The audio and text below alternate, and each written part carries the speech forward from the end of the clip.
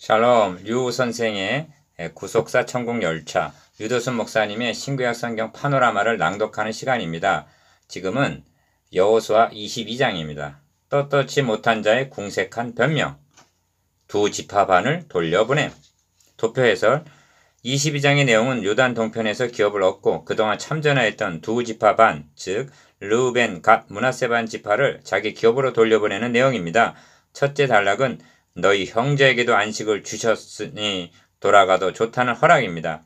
둘째 단락은 그들이 돌아가다가 요단가에 이르자 큰 단을 쌓아 분쟁이 일어날 뻔한 내용인데, 셋째 단락에서 이 단은 다른 단을 쌓음이 아니라 다만 증거만 되게 할 뿐이라는 해명을 듣고 수습되는 내용입니다. 도표를 보시면 단이라는 말이 부각되어 있는데, 여호와의 단 외에 다른 단을 쌓는다는 것은 여호와께 패역한 이름을 보게 됩니다. 내용 관찰. 22장은 필요 없이도 될 장이 필요 있게 된 장입니다. 왜냐하면 1에서 6절은 지금까지 싸움에 동참한 르우벤, 갓, 므낫세반 지파를 요단 동편으로 돌려보내는 기사이고, 7절에서 34절은 돌아가던 그들이 요단 언덕에 이르자 볼만한 큰 단을 쌓았으므로 자칫 고륙 상쟁이 일어날 뻔한 내용이기 때문입니다. 사력 있게 행동하여 단을 쌓지 않았어도 필요 없는 장이 되었을 것이요, 근원적으로는 그들이 요단 동편에 눌러 앉지 않고 건너왔더라면 필요 없는 말씀이 되었을 것입니다. 그렇다면 필요 없는 장이 필요 있게 된 22장을 통해서 말씀하시고자 하는 바가 무엇일까요? 두 지파반은 모세 당시 요단 동편에서 아모리 왕 시온과 바산 왕 고기 지배하던 땅을 기업으로 요구하였습니다.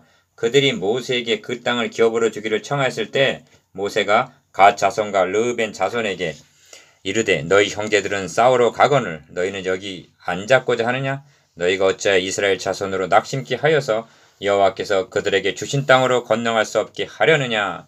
민수기 32장 6절 7절 하고 책망하면서 정탐꾼들이 낙심케 함으로 여호와의 진노가 그들에게 임하여 1세대들의 약속의 땅에 들어가지 못했던 사실을 상기시킵니다.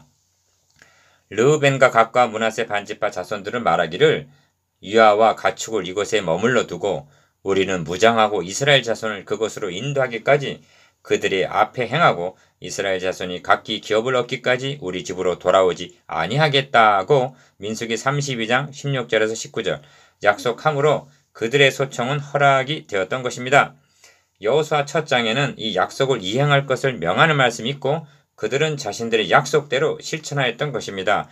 이제 22장에서는 오랫동안 형제를 떠나지 아니하고 책임을 감당했던 그들에게 돌아가도록 허락을 합니다. 1절에서 4절 크게 삼가 여호와의 종 모세가 너희에게 명한 명령과 율법을 행하여 너희 하나님 여호와를 사랑하고 그 모든 길로 행하며 그 계명을 지켜 그에게 친근히 하고 너희의 마음을 다하며 성품을 다하여 그를 섬길지니라. 5절 하고 분부한 후에 축복하여 보냅니다. 6절 오랫도록 수고한 그들에게 7절에서도 축복하고 8절에서는 많은 전리품을 주면서 너희 형제와 나눌지니라 하고 당부하는 것을 봅니다. 모든 일이 선하게 마무리된 듯 싶었으나 정작 문제는 이제부터임을 성경은 말씀합니다. 그들이 요단 언덕가에 이르자 거기 요단가에 단을 쌓았는데 볼만한 큰 단이었더라고 말씀하고 있기 때문입니다. 10절 그들은 왜 단을 쌓을 생각을 하였을까요? 그동안 처자식을 오랫동안 떨어져 있던 것이 문제가 아니라 문제는 이제부터임을 직감했기 때문입니다. 자신들의 대가 문제가 아니라 자신들의 대가 문제요. 지금이 문제가 아니라 후일 24절 문제임을 생각하기 때문입니다. 이 단으로 말미암아 분쟁이 일어날 뻔하였으나 이 단이 여호와의 단 외에 다른 단을 쌓으려 한 것이 아니라 19절 후일에 너희 자손이 우리 자손에게 말하여 이르기를 너희가 이스라엘 하나님 여호와와 무슨 상관이 있느냐? 너희 르우벤 자손 갓 자손아 여호와께서 우리와 너희 사이에 요단으로 경계를 삼으셨나니 너희는 여호와께 분의가 없느니라 하여 너희 자손이 우리 자손으로 여호와 경외하기를 그치게 할까 하여. 24절 25절 그렇다는 증거. 27절 28절의 목적으로 이 단을 쌓았노라는 해명을 듣고서야 사태는 수습이 되었던 것입니다.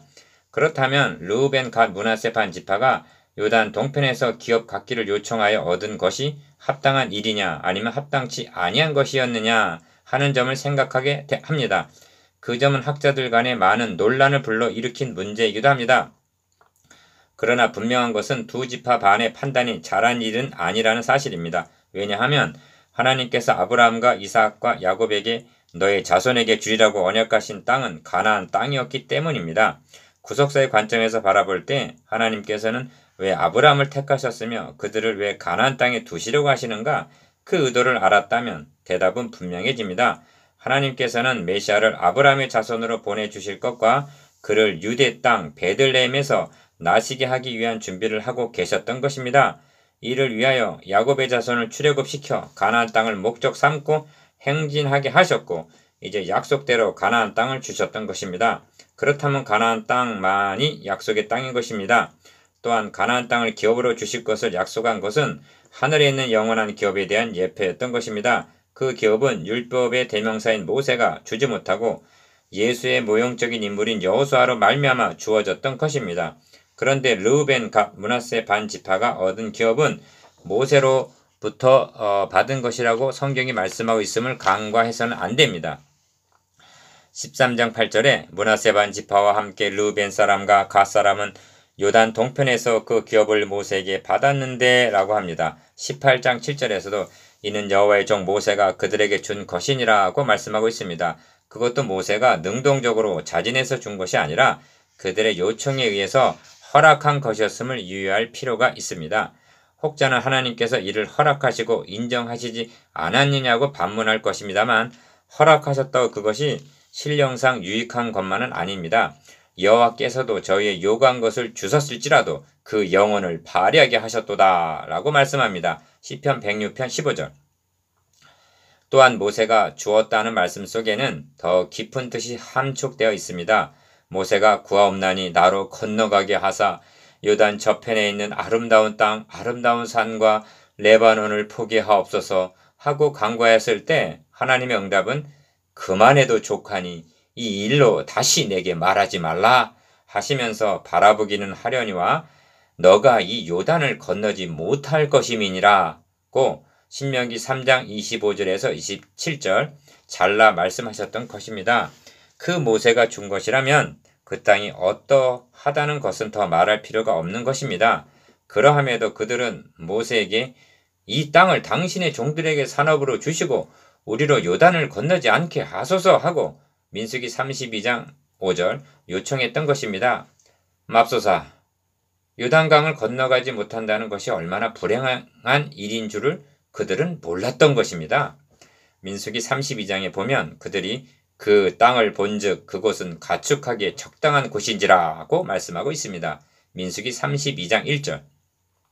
그렇습니다. 그 땅은 가축에게는 적당한 땅이었을지언정 언약 백성들에게는 적당하지 못한 곳이었던 것입니다. 그들은 말하기를 우리가 이곳에 우리 가축을 위하여 우리를 짓고 우리 유아들을 위하여 성읍을 건축하고 민수기 32장 16절 자신들만 요단강을 건너가 싸우러 가겠노라고 말합니다. 이 제의는 어디서 듣던 말 같지 않습니까? 그렇습니다. 출애굽 당시 바로가 제의에 온 타협안이었습니다. 출애굽기 10장 10절 너희 어린 것들은 머물러 두고 너희 장정들만 가라고 합니다. 또 그 다음 타협안은 너희 양과 소는 머물러 두고 가라는 것이었습니다. 출애굽기 10장 24절 이것은 다름 아닌 사탄의 간교한 타협안이었던 것입니다. 그런데 두 지파 반은 분별력도 없이 이 제의에 타협하고 있으니 얼마나 어리석은 일입니까? 본문에서 너희 자손이 우리 자손에게 말하여 이르기를 너희가 이스라엘 하나님 여호와와 무슨 상관이 있느냐? 우리와 너희 사이를 요단으로 경계를 삼으셨다 할까 하여 24절 25절 단을 쌓아놓으라고 말한 것을 보면 그들도 뒤늦게나마 불안하였고 마음에 걸렸던 것이 분명합니다. 사실 민수기 34장에 보면 하나님께서 이스라엘에게 주신 기업 곧 가나안 사방 지경을 말씀하고 있는데 동쪽 경계는 갈릴리 긴네렛 동편 해변 바다에서 요단강으로 내려가서 염해 사해까지로 되어 있습니다. 민수기 34장 10절에서 12절 요단 동편은 포함되어 있지 않습니다. 그러므로 비느하스도 그들에게 너희 소유지가 만일 깨끗이 아니하거든 여호와의 성막이 있는 여호와의 소유지로 건너와 우리 중에서 소유를 취할 것이니라 고 말하였던 것입니다. 19절.